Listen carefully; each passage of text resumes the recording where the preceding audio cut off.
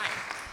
So the trouble with me and a keynote is that, they make you write it beforehand so that you say something that makes sense, but I'm really a big fan of going off script, so I'm just gonna set my timer here so that we don't lose the plot for too long. I'm so delighted to be here with you all in this incredible space that I now want to stay in forever and maybe move into. But I think also a space that demonstrates something incredible, right? That creativity can scale anywhere, especially in rural America, because the right ingredients do exist. It's about recognizing that they're there and putting them to use. So it's incredible to be here to have this conversation. So I'll talk a little bit about myself just very briefly. I've known Matt since my Google days when I joined the community affairs team, and your first impression of Matt is like, who's this guy in Vermont on the Google Meet? Like, what? But as we've grown in this partnership over the years, I've learned so much about the world, about rural America, about the real similarities and the community that can exist across geographies, even as we recognize the sort of special sauce of every place. I could most aptly be described as a born and bred city girl. I'm the third generation native New Yorker in my family, but thanks to CORI and really Matt and his persuasion, my life changed a few years ago. We've been working with CORI since 2017, and Matt would often lure me out to Vermont to ask me, oh, can you come to this conference or speak at this thing, or you've got to see this stuff. And so I'd go because I love a long drive, and I got to thinking, like, wow, I really, small towns are great. Like, there's a lot going on here. And through a mix of bad fortune, the pandemic, and good fortune, low mortgage rates, I was actually able to purchase my first home and moved my life to the seat of Wayne County, Pennsylvania, a pretty rural area just outside of Honesdale. And I now live primarily in the woods, though I still have work in New York and travel a ton. I came in actually last night from a conference in Silicon Valley, which I really would love to just talk about that with you guys for a half an hour, and I think it would be an interesting conversation, but I'll stick to the script.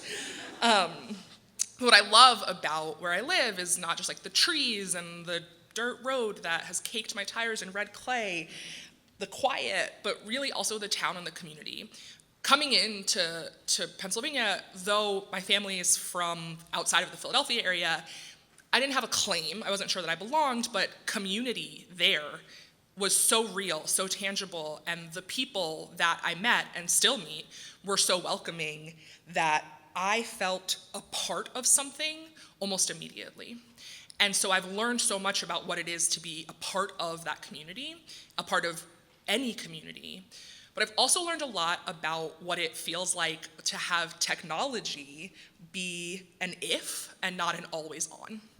My house is outside of town, so I don't have broadband. I have DSL and a hotspot. Thanks, Verizon, for grandfathering me into an unlimited data plan 10 years ago.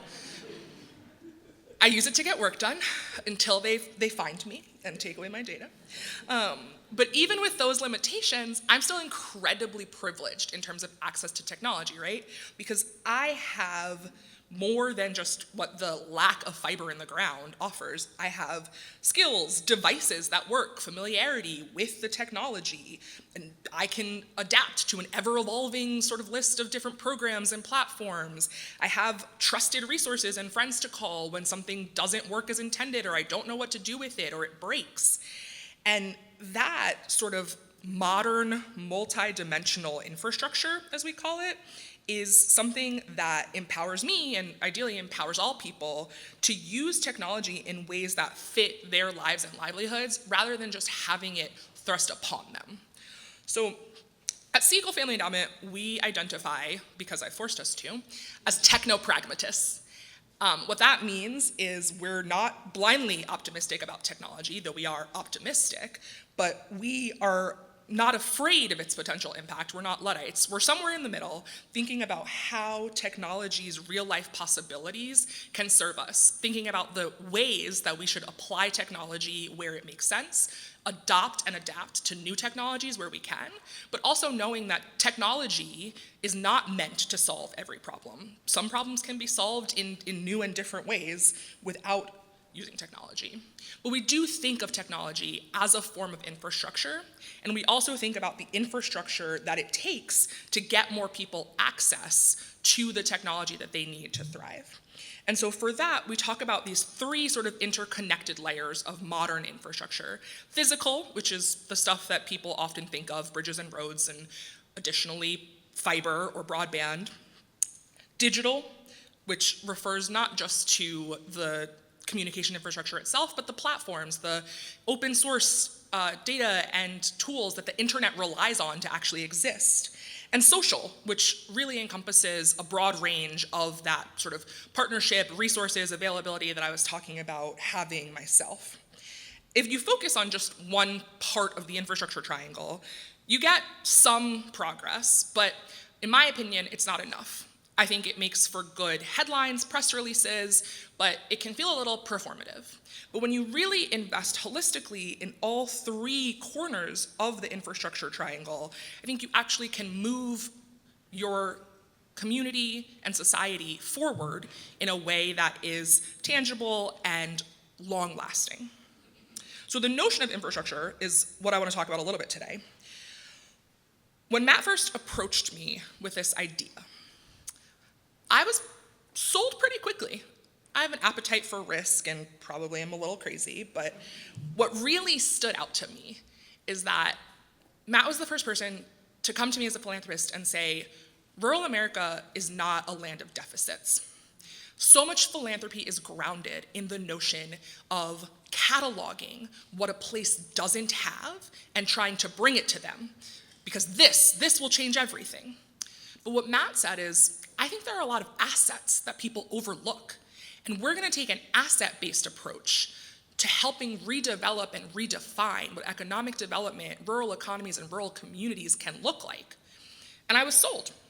And by thinking about how we can build alongside what did exist, we came up with this incredible picture of how to bring the innovation economy to rural places. When I pitched this to our chairman originally back in 2017, he approved the grant and said, good luck. He's never said that to me before about a grant. I think it stuck based on the growth that Matt showed a little while ago, so thanks for his good luck and all the hard work and incredible dedication, obviously, that the people of the Rural Innovation Network and the people at CORI have shown. But truly, because our work together started from this asset-minded place, I've been guided by a core principle in this rural work. Rural innovation, rural investment is not charity, it is strategy. When we get the tech access equation right, rural communities can blossom. Families can stay put, small firms can grow, schools can thrive, services can become more robust. Thriving rural and small town communities have to exist as part of the national landscape if we are to have a truly great country. We need it all. And that's what CORI's been building for the last several years, and I think these investments and our next phase in this AI moment are going to be possible because of that groundwork, as Matt said. One of the things that is really exciting me about the potential for AI to accelerate the transformation of rural economies is that, for once, it feels like we're not alone in thinking that it's possible. There are a lot of voices talking about how AI can be an equalizer. There are certainly the headlines that lament the loss of certain types of jobs, but there's an incredible transformation that's going to happen, and there are a number of headlines in the same papers promoting the potential of AI to help people grow new things. The rise of vibe coding and the ability to create simple applications with text prompts has already made the notion of a technical co-founder, that person who would code up your great idea, a little bit less important as we think about creating proofs of concept to pitch to investors or maybe not need investors for. And so even though I don't necessarily agree with everything that OpenAI's Sam Altman has to say about the world, I do buy his point that the next great companies, the next billion-dollar idea may just be a single individual or a small team somewhere that we have not yet thought of. Another important point for me is that it's not just about building net new products, right? Emerging technologies can be adapted and integrated into stuff that we already have, and we can think about the way that co-pilots for Main Street businesses, or predictive tools for resource management, or personalized learning for schools and training can actually be a part of this picture without having to build something entirely new, but building from something that already exists. Rural communities don't need, or in my experience, want to be Silicon Valley, and I think that's the best idea. We can create a new paradigm. Generative AI doesn't change an important truth. Billion-dollar VC unicorns may capture headlines, but building tools that work for people and real problems is the most sustainable path to success and to the long-term growth that I think we need to see. The last thing I'll say, and Matt also talked about this a bit, data centers are not the be-all end-all of this moment. And a lot of big tech is going to come to the table with the same ideas they've always had. And I can tell you from inside of Google, on our community affairs team working on policy, that that's the limited notion, unfortunately, that big tech has, that places that are not on the coast, big cities, should host the infrastructure for the innovation engine that powers money back to those same coasts. There's climate impacts to consider, there's community impacts to consider, but there's also just the realistic picture that that's not enough, and we can do more, and we should demand more than just the data center paradigm. I think the path to transformative long-term economic potential exists within the technology itself, not just within hosting the infrastructure for it. So I'm going to talk just a little bit about the multidimensional infrastructure piece again. When we talk about physical, digital, and social infrastructure, there are just some examples of things that I think will make a difference as we're thinking about accelerating AI in rural places. Obviously, and this is of course deeply personal for me, affordable and reliable internet access can't be overlooked. That being said, it doesn't have to just be broadband and physical sort of fiber. There are new innovations, 5G among them, that make bringing the internet to more places an easier task than it was before, but it still requires work for us to do that. Additionally, I think something CORI is incredibly familiar with, co-working spaces, physical spaces where people can actively engage with each other as they're building new businesses, see other founders, have up-to-date equipment that they can work from. Even though I'm outside of town with my DSL, I can go into town and go to the co-working space for free or for $5, depending on which one I want to use, which is an incredible privilege to have. On the digital front, open and shared data systems. Data is what powers AI. I mean, compute literally powers AI, but data is the key piece here. And public data or accessible data that is shared, data lakes, data commons, are an important form of digital infrastructure to have available for founders or for anyone who's trying to engage with AI as a tool. Similarly, interoperable tools, building things that work together, working from things that already exist and can provide a baseline or a platform, is really important, so access to those things matters. On the social front, thinking about the people that power this sort of revolution, local coordinators for various programs and for founders and for funders to get together and understand the direction that we're going. Community benefit agreements. When larger firms come to town and want something, want to extract, we're in a position to demand what we want back. And my hope is that what we want is for community benefit, for everyone to have the opportunity to thrive in the AI and innovation economy through these large firms and through homegrown. And I don't know who wrote that slide, but I don't know why it says the team make any final adjustments to the process. But what it should say is thinking, it is always a work in progress.